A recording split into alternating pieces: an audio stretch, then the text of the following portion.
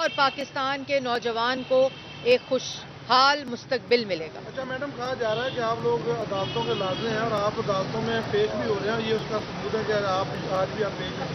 تو اگر آپ لاڈلے ہیں، پیارے ہیں، آپ کو فیور مل رہے ہیں، تو پھر آپ پیش کیوں ہو رہے ہیں؟ مجھے تو جج صاحب نے آج نہیں کہا کہ good to see you and wishing you good لک۔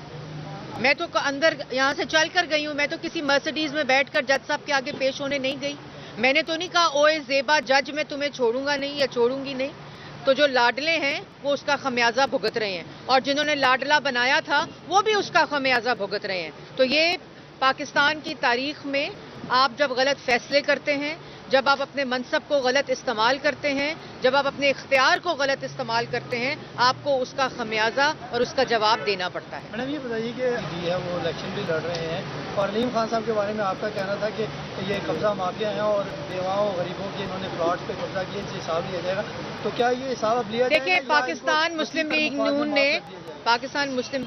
ویسے جو میں نے کہا ہے وہ عوام کے سامنے ہے، لیکن پاکستان مسلم لیگ نون نے پولیٹیکل الائنس کیا ہے، اور پولیٹیکل الائنس میں یہ نہیں ہوتا کہ آپ نے ان کو ٹکٹیں دی ہیں،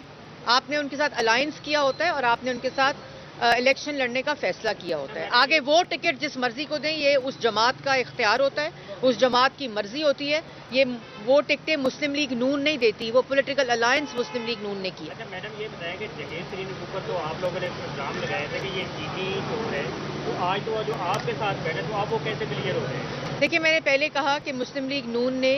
یہ کسی کو کلیئر نہیں کیا، یا کسی کو جس نے جو کام کیا ہے اس کا جواب اس کو دینا پڑے گا۔ مسلم لیگ نون نے پولیٹیکل الائنسز کیے ہیں جو ایک جمہوری عمل میں چیز ہوتی ہے، اور اسی کے مطابق، لیکن جو پارٹیز ہیں وہ کس کو ٹکٹ دیتی ہیں وہ ان کا اپنا اختیار ہوتا ہے اور اپنا فیصلہ ہوتا ہے۔ کیا آپ کی حکومت میں اگر ان کے خلاف جو کیسز ہوتے تھے کہ آپ ان کے خلاف جو ابھی تو 8 فروری کو انشاءاللہ پاکستان کی عوام شیر پہ مور لگائے گی، اس کے بعد جو فیصلہ ہوگا وہ کریں گے انشاءاللہ۔ میڈم اس طریقے استحکام کے بارے میں یہ تاثر دیا جا رہا ہے کہ یہ اسٹیبلشمنٹ کی پارٹی ہے، اور بڑی ہی اہم سیٹوں پر لاہور، جسے مسلم لیگ نون کا گڑھ کہا جاتا ہے، وہاں پر 2 اہم سیٹوں پر ان کے ساتھ سیٹ ایڈجسٹمنٹ کر لی گئی ہے، تو کیا آپ کہتی ہیں اس بارے؟ دیکھیے، جو آپ نے پہلے بات کی اس کا مجھے تو علم نہیں ہے، نہ کوئی ایسا تاثر ہے، اور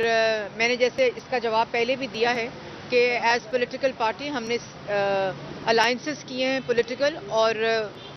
اس کے اندر جو بھی امیدوار ہوتا ہے وہ اس پارٹی کا اپنا فیصلہ ہوتا ہے۔ Thank you.